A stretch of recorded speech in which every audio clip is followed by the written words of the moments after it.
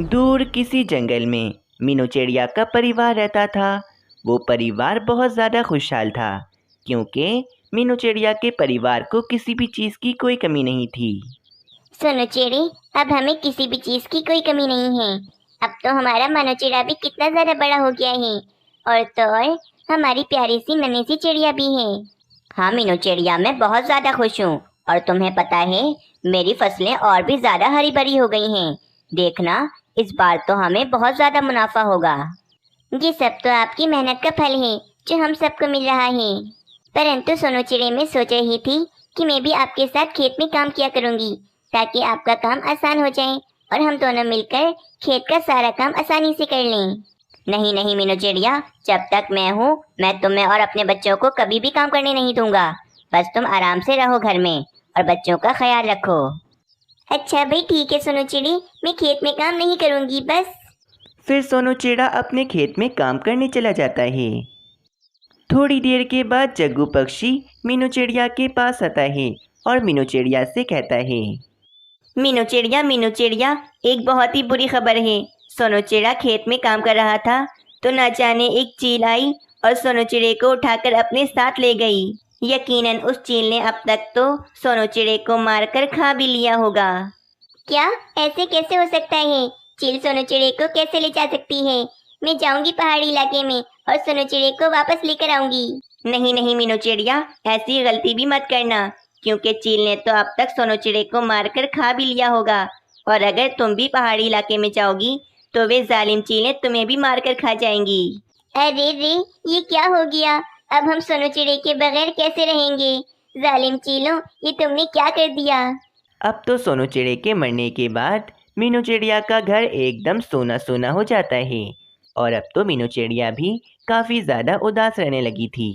मानो चिड़े, अब तो घर में बिल्कुल भी भोजन नहीं बचा। अब मुझे ही सोनू चिड़े की जगह अपने खेत में काम करना पड़ेगा। मम्मा, अब से मैं भी खेत में काम करूंगा। हम दोनों मिलकर अपने खेत को और ज्यादा हरा भरा कर देंगे। नहीं मानो चिड़े, घर में रहकर तुम अपनी बहन का ध्यान रखोगे। खेत में मैं काम कर लूंगी अकेले। फिर मीनू चिड़िया सोनू चिड़े के खेत में चली जाती है। तोते, पता है सोनू चिड़े ने मुझसे कहा था कि मैं मुझे इस खेत में कभी काम करने नहीं देगा, परंतु देखो तो अब यही हमारे साथ नहीं रहे। मीनू चिड़िया सब्र करो, तुम्हें अपने बच्चों के भोजन के लिए मेहनत तो करनी ही पड़ेगी। और वैसे भी देखो तो तुम्हारे खेत में सारी सब्जियां एकदम हरी भरी हैं। इनको बेचकर तो तुम्हें काफ़ी ज़्यादा मुनाफा मिलेगा। बस मीनू चिड़िया अब सोनू चिड़े की जगह अपने खेत में काम करती थी और सब्जियां तोड़कर जंगल के पक्षियों को बेचती थी। सब्जी ले लो, सब्जी ले लो, ताजी ताजी सब्जी ले लो। आ जाओ भाई पक्षियों, ताजी ताजी सब्जी ले लो। कालू कौवा भी उसी जंगल में रहता था, परंतु कालू कौवे के खेत की सब्जियां तो काफ़ी छोटी और बिल्कुल भी ताज़ी नहीं होती थीं, जिस कारण जंगल का कोई भी पक्षी कालू कौवे से सब्जियां नहीं खरीदता था। अभी जब कुछ दिनों के लिए सोनू चिड़े की मौत की वजह से मीनू चिड़िया ने अपनी दुकान नहीं खोली थी, तो ये जंगल के सारे पक्षी मुझसे सब्जियां खरीद रहे थे और मेरा कितना ज़्यादा मुनाफा हो रहा था। परंतु फिर से मीनू चिड़िया ने अपनी दुकान खोल ली और मेरी किस्मत पर दोबारा से ताला लग गया। काफ़ी दिन गुजर जाते हैं। मीनू चिड़िया दिन रात अपनी फसल की देखभाल करती है। इस कारण मीनू चिड़िया काफ़ी ज़्यादा बीमार हो गई थी और मीनू चिड़िया का बुखार तो अब उतरने का नाम नहीं ले रहा था। मम्मा, मैंने उल्लू वैची को बुला लिया है, बस वे आते ही होंगे। फिर देखना, उनके आते ही आप बिल्कुल ठीक हो जाओगी। कुछ देर में उल्लू वैची भी आ जाते हैं और वे मीनू चिड़िया को देखते हैं। मानो चिड़े, तुम्हारी मम्मा की तबीयत तो बहुत ज्यादा खराब हो गई है। इन्होंने दिन रात अपने खेत में मेहनत की, जिस कारण इन्हें काफी ज्यादा कमजोरी हो गई है। और अब तो मैं यही कहता हूँ कि मीनू चिड़िया को कुछ दिनों के लिए तो अपने खेत में काम नहीं करना चाहिए। हाय रे उल्लू वैची, अगर मैं अपने खेत में काम नहीं करूँगी तो हमारा घर कैसे चलेगा? मम्मा, अब आपका बेटा मानो चिड़ा बड़ा हो गया है। अब मैं खेत में काम करूँगा और जंगल के पक्षियों को सब्जियाँ बेचूंगा। बस अब मानो चिड़ा ही अपने खेत का ख्याल रखता था और सब्जियां भी मानो चिड़ा ही जंगल के पक्षियों को बेचता था। अब तो ये बात कालू कौवे और रानी कौवी को भी पता चल जाती है। कालू जी, मानो चिड़ा अभी इतना भी बड़ा नहीं हुआ है। हम तो उसे आसानी से बेवकूफ़ बना सकते हैं। हम मानो चिड़े को बड़ी बड़ी सब्जियों की लालच दिलाकर उसे सब्जियों को खराब करने वाला केमिकल डालने को कहेंगे और फिर हमारी बातों में आकर वे मासूम चिड़ा अपनी सारी फसल खराब कर देगा। जब उसकी सारी सब्जियां खराब हो जाएंगी तो सिर्फ जंगल के पक्षी हमसे ही सब्जियां खरीदेंगे और हम काफी ज्यादा अमीर हो जाएंगे। अरे वाह रानी, क्या झकास उपाय है तुम्हारा। अब तो मैं यही करूँगा। बस फिर कालू कौवा मानो चिड़े के पास जाता है। अरे मानो चिड़े, ना जाने तुम्हारी सब्जियां मुझे इतनी छोटी छोटी क्यों लग रही हैं। नहीं नहीं कालू अंकल, आपको गलत लग रहा है। मेरी सब्जियां तो बहुत बड़ी बड़ी हैं। मानो चिड़े, ये देखो, ये मैं क्या लाया हूँ। ये केमिकल सब्जियों को बड़ा और जल्दी जल्दी बढ़ाता है। मैं भी अपनी फसल में यही केमिकल डालता हूँ, इसीलिए बस ये केमिकल मैं तुम्हें देने आया हूँ। अरे वाह कालू अंकल, अगर मेरी सब्जियां और भी ज्यादा बड़ी हो जाएं तो मुझे और भी ज्यादा फायदा होगा। फिर कालू कौवा मानो चिड़े को वे केमिकल देकर वहाँ से चला जाता है और मानो चिड़ा बड़ी ही आसानी से कालू कौवे की बातों में आ जाता है। अब मानो चिड़ा अपनी सब्जियों की जड़ों में वे केमिकल वाला स्प्रे करने लगता है। एक हफ्ते के बाद मानो चिड़े के खेत की सब्जियां काफ़ी बड़ी बड़ी हो जाती हैं, परंतु उन सब्जियों में बिल्कुल भी जायका नहीं होता और वे सब्जियां एकदम कड़वी होती हैं। अरे मानो चिड़े, तुम्हारी सब्जियां तो एकदम कड़वी होती हैं। मेरे पति ने कल मुझे बहुत डांटा। तुम्हारी वजह से मेरे पति से मेरा झगड़ा हो गया। बस इस तरह एक एक करके सब पक्षी मानो चिड़े से सब्जियां लेना बंद कर देते हैं और अब तो मानो चिड़े के पास एक भी पक्षी सब्जी खरीदने नहीं आता। अरे मानो चिड़े, क्या बात है, तुम इतने उदास क्यों बैठे हो यहाँ पर। मम्मा, ना जाने मेरी सब्जियाँ इतनी ज़्यादा कड़वी क्यों हो गई हैं। अब तो जंगल का कोई भी पक्षी मुझसे सब्जियाँ नहीं खरीदता। मानो चिड़े, सच सच बताओ, कहीं तुम इन सब्जियों में कोई केमिकल तो नहीं मिला रहे हो ना, जिस कारण ये सब्जियाँ कड़वी हो रही हैं। हाँ मम्मा, कालू अंकल मुझे केमिकल देकर गए थे और कह रहे थे कि अगर मैं अपनी फसलों में डालूंगा तो मेरी फसलें और भी ज़्यादा बड़ी हो जाएंगी। मानो चिड़े, केमिकल तो हमारी फसलों को खराब कर देता है और वैसे भी वे कालू कौवा तो हमेशा से ही हमारी फसलों से जलता है, इसीलिए उसने तुम्हारा फायदा उठाया। अच्छा हुआ कि मैं आ गई और मैंने ये सब कुछ देख लिया, वरना तो न जाने हमारी पूरी फसल बर्बाद हो जाती। बस अब मीनू चिड़िया और मानो चिड़ा दोबारा से अपने खेत में काफ़ी मेहनत से काम करने लगे थे। कुछ ही हफ्तों में मीनू चिड़िया का खेत वापस अच्छा हो जाता है। सब्जी ले लो, ताजी ताजी सब्जी ले लो। पक्षियों, एक बार आओ, बार बार ले जाओ। बस तभी वहाँ पर बुलबुल आती है। मीनू चिड़िया, तुम्हारी सब्जियां तो एकदम कड़वी होती हैं। इससे तो अच्छा है कि हम कालू कौवे की छोटी छोटी सब्जियां खा लें। बुलबुल बहन, आप एक बार दोबारा तो मेरी सब्जियां खाकर देखें। अगर आपको मज़ा नहीं आया तो मैं आपके पैसे वापस कर दूंगी। बस अब सब पक्षियों को ये बात पता चल जाती है कि मीनू चिड़िया की सब्जियां दोबारा से अच्छी हो गई हैं, जिस कारण अब सब पक्षी मीनू चिड़िया से ही सब्जियां खरीदने लगे थे और वहीं कालू कौवे का धंधा अब पूरी तरह से बंद हो जाता है। दोस्तों, सोनू चिड़े को किसने मारा था, हमें कमेंट में ज़रूर बताएं। हमें आपके कमेंट का बेसब्री से इंतज़ार रहता है। दूर किसी जंगल में कालू कौवे का परिवार रहता था। कालू कौवा और रानी कौवी बहुत ज़्यादा ही शातिर थे। रानी, आज तो मीठा मीठा हलवा खाने का दिल चाह रहा है। तुम आज भोजन में गाजर का हलवा बना लो। हाँ मम्मा, पापा ठीक कह रहे हैं, मुझे भी गाजर का हलवा खाना है। हाँ, बस मेरा यही तो काम है कि मैं रोजाना सबकी फरमाइशें पूरी करती रहूं और मेरी फरमाइशें कोई भी पूरी ना करे। अरे क्या हुआ रानी, आखिर ऐसी कौन सी फरमाइश है तुम्हारी जो मैंने पूरी नहीं की? कालू जी, मैं अपने मायके से कितने सारे सोने के गहने लाई थी, लेकिन आपने मेरे सारे सोने के गहने बेचकर ये घर खरीद लिया। अब तो मेरे पास कुछ भी नहीं है। रानी, उस समय तो हमें पैसों की जरूरत थी और सोने के गहने तो मुश्किल वक्त में ही काम आते हैं। और मैंने तुमसे कहा तो था कि जब मेरा काम चलने लगेगा तो मैं तुम्हें तुम्हारे सारे सोने के गहने दिला दूंगा। नहीं कालू जी, बस आप मुझे कहीं से भी मेरे सोने के गहने ला कर दें ताकि मैं पहनकर पूरे जंगल में घूम सकूं। नहीं नहीं रानी, अभी मेरे पास पैसे नहीं हैं कि मैं तुम्हें महंगे महंगे सोने के सेट दिला सकूं। तुम कुछ समय और रुको। वो सब मैं नहीं जानती हूँ कालू जी, बस मुझे कहीं से भी एक सोने का हार ला कर दें, वरना मैं आपकी शिकायत जाकर अपने मायके में अपने भाई से कर दूंगी। फिर आप मेरे भाई को तो जानते हैं ना कि मेरा भाई आपको उठा उठा कर पटकेगा। नहीं नहीं रानी, तुम्हारे भाई से तो मैं 2 बार पिट चुका हूँ, इस बार नहीं, मैं तुम्हें कहीं से भी सोने का हार लाकर दे दूंगा। बस तुम ये बात अपने भाई को नहीं बताना। ठीक है, जाओ फिर जल्दी और जाकर मेरे लिए सोने का हार लेकर आओ। फिर कालू कौवा वहाँ से चला जाता है। अरे कालू कौवे, मेरे दोस्त क्या बात है, कुछ गहने वगैरह खरीदने हैं क्या तुम्हें? बबलू कौवे, तुम्हें तो पता है ना कि अभी मेरे हालात कुछ अच्छे नहीं हैं, और तो और मेरी रानी कौवी मुझसे जिद कर रही है कि उसे एक बढ़िया सा सोने का हार चाहिए। अब तुम ही बताओ ना कि मैं इस गरीबी में उसे सोने का हार कहाँ से लाकर दूंगा। कालू कौवे, ये पत्नियां बहुत ज्यादा परेशान करती हैं, इसीलिए तो मैंने अभी तक शादी ही नहीं की, सारी परेशानियों से आजाद हूँ मैं। हाँ तुम ठीक कह रहे हो, परंतु अब मैं कैसे इतना महंगा सोने का हार खरीदूंगा? देखो कालू कौवे, जैसा मैं कहता हूँ तुम बिल्कुल वैसे ही करो। मेरे पास असली सोने के हार के साथ साथ नकली सोने के हार भी होते हैं।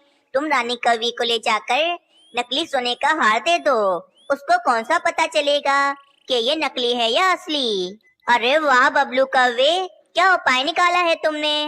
बस ठीक है, तुम जल्दी से मुझे एक नकली सोने का हार दे दो। फिर बबलू कौवा कालू कौवे को एक नकली सोने का हार दे देता है। वाह बबलू कौवे, ये तो बिल्कुल सोने का हार लग रहा है। अब मैं चलता हूँ, रानी कौवी बहुत ज्यादा खुश हो जाएगी ये देखकर तो। ये कहकर कालू कौवा खुशी खुशी अपने घर की तरफ चला जाता है। फिर कालू कौवा खुशी खुशी रानी कौवी के पास आता है और रानी कौवी को वे सोने का हार दिखाता है। बस रानी, अब तुम मुझसे नाराज नहीं होना, क्योंकि मैंने अपना वादा जो पूरा कर दिया है। हाँ कालू जी, आप बहुत अच्छे हैं और ये हार भी बहुत अच्छा है।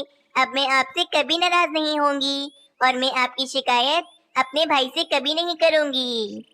ये सारी पत्नियां एक जैसी ही होती हैं, सोने का हार देखकर एकदम खुशम खुश हो जाती हैं और सारी पुरानी बातें भूल जाती हैं। अगली सुबह हो जाती है। रानी कौवी नकली सोने का हार पहनकर अपने दोस्तों के पास आती है। अरे पक्षियों, ये देखो, कालू जी ने मुझे कल ही इतना महंगा सोने का हार दिलाया है। देखो देखो, क्या तुम सबके पास है? अरे वाह रानी कौवी, ये तो बहुत ज्यादा ही सुंदर है और ये काफी ज्यादा महंगा भी लग रहा है। मतलब रानी कौवी कि कालू कौवे ने अपना वादा पूरा कर ही दिया और तुम्हें एक सोने का बढ़िया सा हार दिला ही दिया। हाँ कोयल बहन, मैं बहुत ज्यादा खुश हूँ। अब ये सोने का हार मैं अपने गले से कभी नहीं उतारूंगी, हमेशा ही पहनी रहूंगी। मीनू चिड़िया रानी कौवी का सोने का हार गौर से देखती है तो वे कहती है, रानी कौवी ये देखो, तुम्हारा और मेरा सोने का हार बिल्कुल ही एक जैसा है। और रानी कौवी पता है, ये जो सोने का हार हम दोनों के पास है ये बहुत ज्यादा ही महंगा है। इसका मतलब मीनू चिड़िया कि कालू जी ने मेरे लिए बहुत ही महंगा सोने का हार लिया है। हाय, कालू जी कितने अच्छे हैं। वो सब तो ठीक है रानी कौवी, परंतु तुम्हारा सोने का हार मीनू चिड़िया के सोने के हार की तरह चमक क्यों नहीं रहा? ऐसा क्यों है? कहीं गहने बेचने वाले ने कालू कौवे को नकली सोने का हार तो नहीं दे दिया ना? बुलबुल की बात सुनकर रानी कौवी काफी परेशान हो जाती है और वे वहाँ से चली जाती है। कालू जी, आज आपने मेरी बहुत ज्यादा बेइज्जती करवाई है। आज मेरा और मीनू चिड़िया का सोने का हार बिल्कुल एक जैसा था, लेकिन मीनू चिड़िया का सोने का हार बहुत ज्यादा ही चमक रहा था और मेरा सोने का हार बिल्कुल भी नहीं चमक रहा था। चलें आप मेरे साथ, जहाँ से आपने ये सोने का हार लिया है हम जाकर उसे दिखाते हैं। रानी कौवी की बात सुनकर कालू कौवा बहुत ज्यादा ही डर जाता है। अरे भाई रानी, तुम बेकार में चिंता कर रही हो। चलो फिर भी तुम्हारी दिल की तसल्ली के लिए मैं तुम्हें बबलू सुनार के पास ले चलता हूँ। नहीं नहीं, हम बबलू सुनहार के पास नहीं बल्कि जग्गू सुनहार के पास जाएंगे। अरे ये रानी कवि क्या कह रही है? अगर ये जग्गू सुनार के पास चली गई तो वो तो सब बता देगा कि ये हार नकली है। आ आ अरे रानी, मेरे पेट में अचानक बहुत दर्द शुरू हो गया है।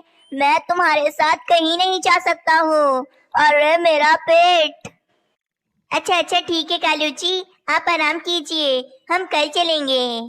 रात हो जाती है। कालू कौवा बहुत ज्यादा ही परेशान होता है।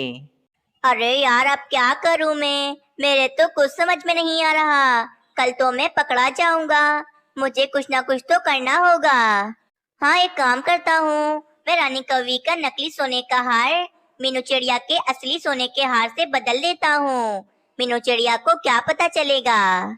फिर कालू कौवा चुपके से रानी कवि का नकली सोने का हार लेकर मीनू चिड़िया के घर पर चला जाता है। मीनू चिड़िया ने भी अपना सोने का हार उतार कर रखा है। चलो जल्दी से बदल देता हूँ। फिर कालू कौवा अपना नकली हार मीनू चिड़िया के घोंसले में रख देता है और मीनू चिड़िया का असली हार अपने साथ ले जाता है। अगली सुबह हो जाती है। कालू कौवा और रानी कौवी जग्गू सुनार की दुकान पर आते हैं। रानी कवि, ये सोने का हार तो बहुत ज्यादा अच्छा है और बहुत ज्यादा ही महंगा है। अगर तुम्हें इसे बेचना है तो मुझे बताओ, मैं तुम्हें इसकी दुगनी कीमत दूंगा। जग्गू सुनार की बात सुनकर रानी कौवी बहुत ज्यादा ही खुश हो जाती है और वहां से चली जाती है। वहीं दूसरी तरफ जब मीनू चिड़िया अपने सोने के हार को देखती है तो वे कहती है, हाय रे, ये अचानक मेरे सोने के हार को क्या हो गया? ये चमक क्यों नहीं रहा? और ये इतना हल्का क्यों लग रहा है मुझे? इस तरह का हार तो रानी कवि के पास भी है ना? कहीं ऐसा तो नहीं कि रानी कवि ने मेरे अच्छे हार से अपना खराब हार बदल दिया हो? मुझे जाकर पूछना होगा रानी कवि से। फिर मीनू चिड़िया फौरन रानी कौवी के पास चली जाती है और जब वे रानी कवि के पास आती है तो वे रानी कवि का सोने का हार देखकर समझ जाती है कि ये सोने का हार मीनू चिड़िया का ही है। रानी कवि, तुमने बड़ी ही आसानी से कल रात को अपना बेकार सोने का हार मेरे अच्छे सोने के हार से बदल दिया। तुम क्या समझती हो? क्या मुझे पता नहीं चलेगा? लाओ लाओ, मेरा सोने का हार मुझे वापस करो। अरे मीनू चिड़िया, कब से ये क्या बोले जा रही हो? हमने तुम्हारा कोई हार नहीं चुराया है और तुम बिना सबूत हम पर कोई इल्जाम नहीं लगा सकती हो। ठीक है कालू कवि, मैं जल्द ही सबूत लेकर आऊंगी और तुम दोनों को चोरी करने की सजा भी दिलवाऊंगी। इतना कहकर मीनू चिड़िया वहां से चली जाती है। वो दोनों तो बहुत ज्यादा ही चालाक हैं। बड़ी ही आसानी से मेरा असली सोने का हार अपने बेकार सोने के हार से बदल दिया। अब मैं क्या करूं? मैं एक काम करती हूँ, मैं मिट्ठू महाराज के एक सैनिक को लेकर कालू कवि और रानी कवि के घर पर जाती हूँ। देखना, वे सब कुछ उगल देंगे। ये कहकर मीनू चिड़िया मिट्ठू महाराज के पास चली जाती है। थोड़ी ही देर के बाद मीनू चिड़िया एक सैनिक को लेकर कालू कौवे और रानी कौवी के घर के बाहर आती है कि तभी उन्हें कालू कौवे और रानी कौवी की बातों की आवाज सुनाई देती है। कालू जी, मुझे आप पर पहले से ही शक था कि आप मीनू चिड़िया का इतना महंगा हार जरूर चुराएंगे। अरे अरे रानी, हल्का बोलो। अगर ये बात किसी ने सुन ली तो मेरी तो खैर नहीं। फिर देखो रानी, मैंने तुमसे वादा किया था कि मैं तुम्हें असली सोने का हार ला कर दूंगा, तो बस अब चुप हो जाओ। मैंने तुम्हें इतना महंगा सोने का हार लाकर तो दे दिया है ना। अब भले वे मीनू चिड़िया का हो या किसी का भी हो, तुम्हें इससे क्या मतलब है? ये सारी बातें वे दोनों बाहर बैठे सुन रहे होते हैं और वे गुस्से में कालू कौवे और रानी कौवी के घर में आते हैं। कालू कवि, रानी कवि, मैंने और उल्लू सैनिक ने सारी बातें सुन ली हैं। अब कालू कवि तुम्हारी खैर नहीं। फिर उल्लू सैनिक फौरन कालू कौवे को पकड़कर ले जाता है और मीनू चिड़िया भी अपना असली सोने का हार लेकर वहां से चली जाती है।